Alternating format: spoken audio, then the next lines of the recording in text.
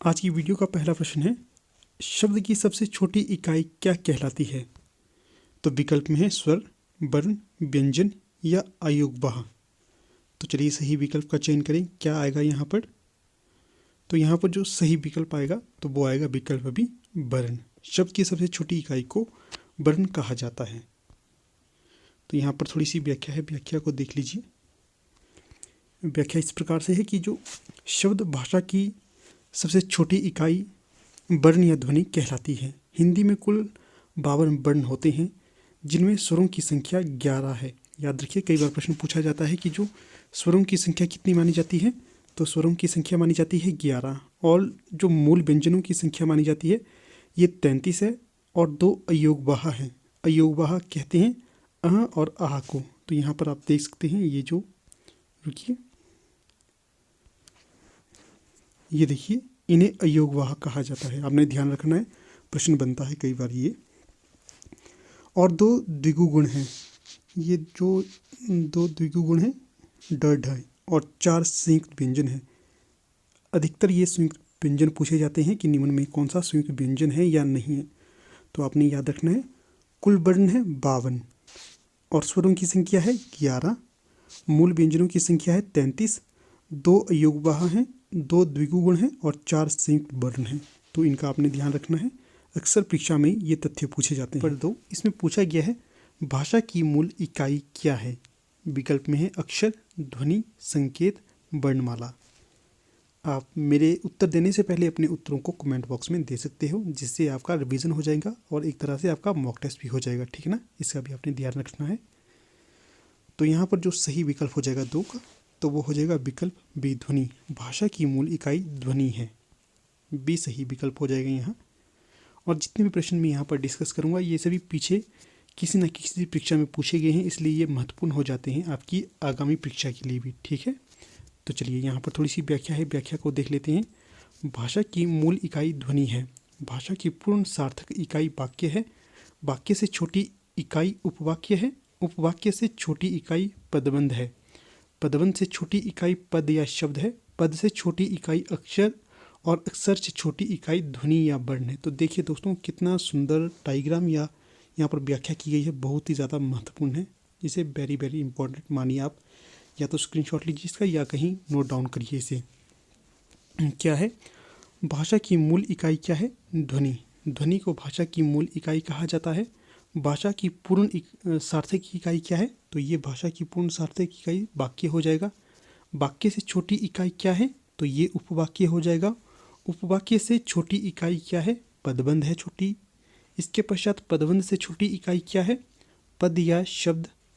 फिर है पद से छोटी इकाई क्या है? तो ये अक्षर हो जाएगा। और अक्षर से छोटी इकाई क्या है? तो ये ध्वनि या वर्ण है। तो इस प्रकार आप इसे याद रखिएगा, महत्वपूर्ण है ये। आगे है, उदाहरण के लिए दिया गया है, राम शब्द में 2 अक्षर हैं। क्या है? राम शब्द में 2 अक्षर हैं। एक तो हो गया रा और दूसरा म, ये 2 शब्द आगे। एवं 4 वर्ण इसमें दिए गए हैं।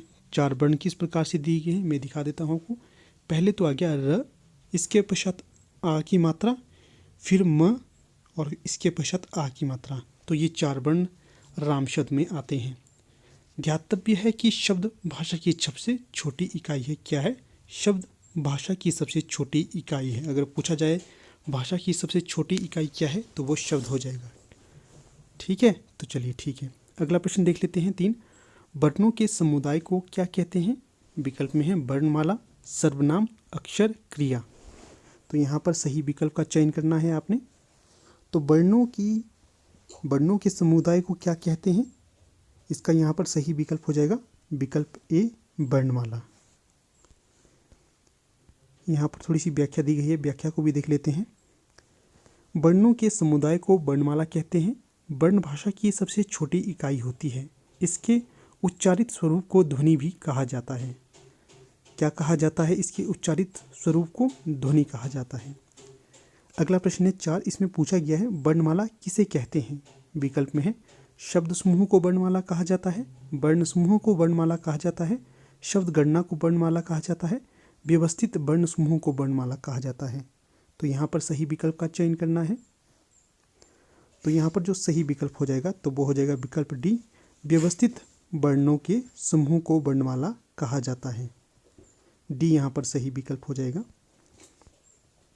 यहाँ पर भी थोड़ी सी व्याख्या दी गई है, व्याख्या को देख लेते हैं। व्यवस्थित वर्ण समूहों को वर्णमाला कहते हैं। हिंदी वर्णमाला में कुल 52 वर्ण हैं। इसमें स्वरों की संख्या 11 है और मूल व्यंजनों की संख्या 33 है। कुल वर्ण है 52, स्वरों की संख्या है 11 और मूल व्यंजन है 33। अगला प्रश्न है 5। इसमें पूछा गया है हिंदी भाषा की कुल वर्ण लिपियाँ कितनी हैं? चलिए बताइए। विकल्प में है 44, 33, 52 या 48। तो जो पांचवें का सही विकल्प होगा क्या होगा आपने बताना है और वीडियो के अंत में बताइएगा आपके टोटल प्रश्नों में से कितने सही हुए हैं। तो यहाँ पर जो पांचवें का सही विकल्प हो जाएगा तो वो हो जाएगा विकल्प सी, 52। हिंदी भाषा की कुल वर्ण लिपियाँ हैं 52। आगे व्याख्या दी गई है, व्याख्या को देख लीजिए। यहाँ पर हिंदी भाषा की कुल वर्ण लिपियों की संख्या 52 है। स्वर यहाँ पर 11 दिए गए हैं। ये देखिएगा कौन कौन से हैं। इसके पश्चात है व्यंजन। व्यंजन में क वर्ग है, च वर्ग है, ट वर्ग है, त वर्ग है, प वर्ग है, अंतस्थ है और उष्म है। कई बार ये प्रश्न पूछा जाता है कि जो क वर्ग में कौन सा शब्द है, च वर्ग में कौन सा है, ट वर्ग में कौन सा है, त वर्ग में कौन सा है, प वर्ग में कौन सा है। ठीक है, इनका भी आपने ध्यान रखना है। स्क्रीन शॉट लीजिएगा या कहीं नोट कीजिएगा। इसके पश्चात ये प्रश्न ज़्यादातर पूछा जाता है कि अंतस्थ निम्न में से कौन सा शब्द अंतस्थ नहीं है या कौन सा है। तो अंतस्थ व्यंजनों की संख्या है 4। कौन कौन से हैं?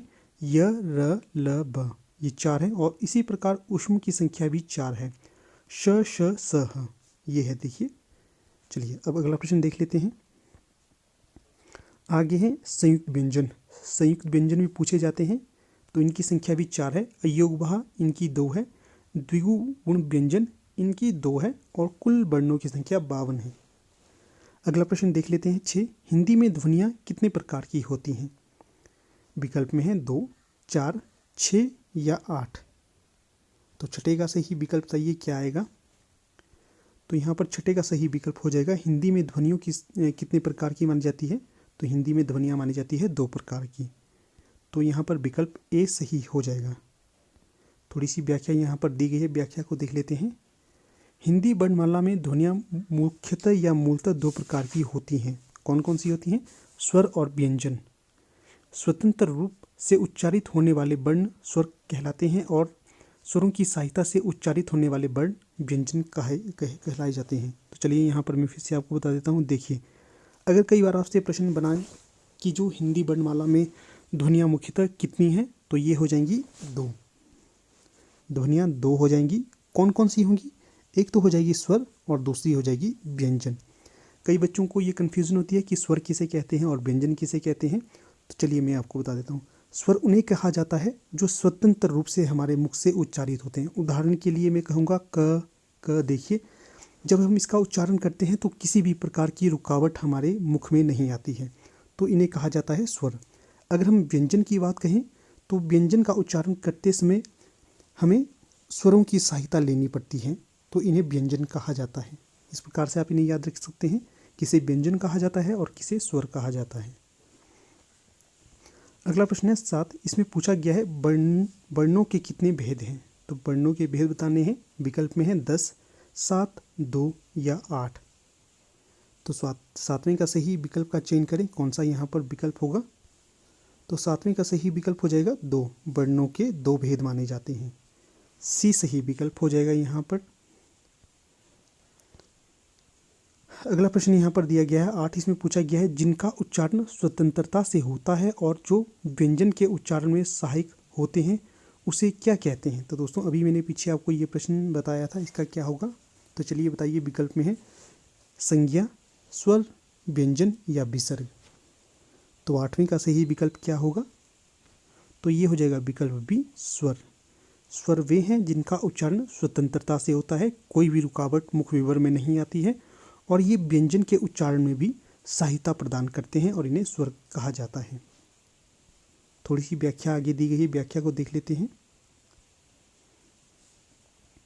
व्याख्या इस प्रकार से है, जिनका उच्चारण स्वतंत्रता से होता है और जो व्यंजन के उच्चारण में सहायक होते हैं उन्हें स्वर कहा जाता है। इनके उच्चारण में भीतर से आती हुई वायु मुख में निर्बाध रूप से निकलती है। ये जो मुख विवर से निर्बाध रूप से निकलती है, निर्बाध मतलब इसमें कोई भी बाधा उत्पन्न नहीं होती है, तो इसे स्वर कहा जाता है। तो स्वर वर्णों की संख्या कितनी मानी जाती है? 11 मानी जाती है। अगला प्रश्न देखिए। अगला प्रश्न है, जिन वर्णों का उच्चारण स्वतंत्र होता है उन्हें कहते हैं। तो अभी पीछे हमने इसे डिस्कस किया है, तो चलिए बताइए सही विकल्प क्या होगा? स्वर, बोली, व्याकरण या व्यंजन। तो यहाँ पर 9वें का सही विकल्प हो जाएगा विकल्प ए, स्वर।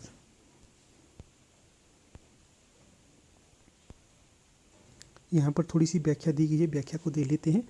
जिन वर्णों का उच्चारण स्वतंत्र होता है उन्हें स्वर कहते हैं। स्वरों की सहायता से बोले जाने वाले वर्ण व्यंजन कहलाते हैं।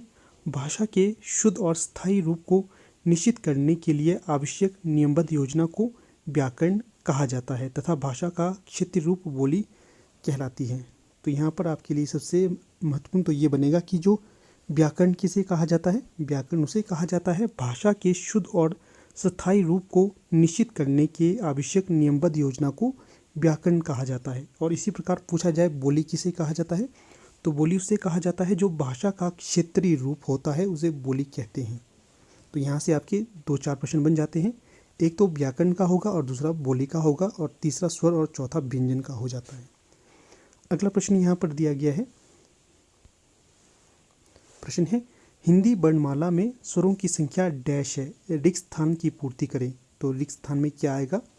11, 10, 9 या 13। तो 10वें का सही उत्तर बताइए क्या होगा यहाँ पर? तो जो 10वें का सही विकल्प होगा तो ये हो जाएगा 11। हिंदी वर्णमाला में स्वरों की संख्या 11 है।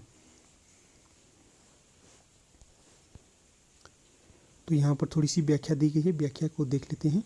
हिंदी वर्णमाला में स्वरों की संख्या 11 है, जो इस प्रकार से है: अ, आ, इ, ई, उ, री, ए, ऐ, ओ, औ। ये हैं आपके स्वर 11। अगला प्रश्न है, निम्नलिखित में से कौन स्वर नहीं है? तो अभी मैंने पीछे आपको बताया था कि इस प्रकार के प्रश्न बनते हैं कि कौन स्वर है कौन नहीं। तो चलिए विकल्प को देख लेते हैं। विकल्प ए, बी, सी या डी, इनमें सही विकल्प का आपने चयन करना है, कौन सा होगा? तो जो सही विकल्प हो जाएगा तो ये हो जाएगा विकल्प डी।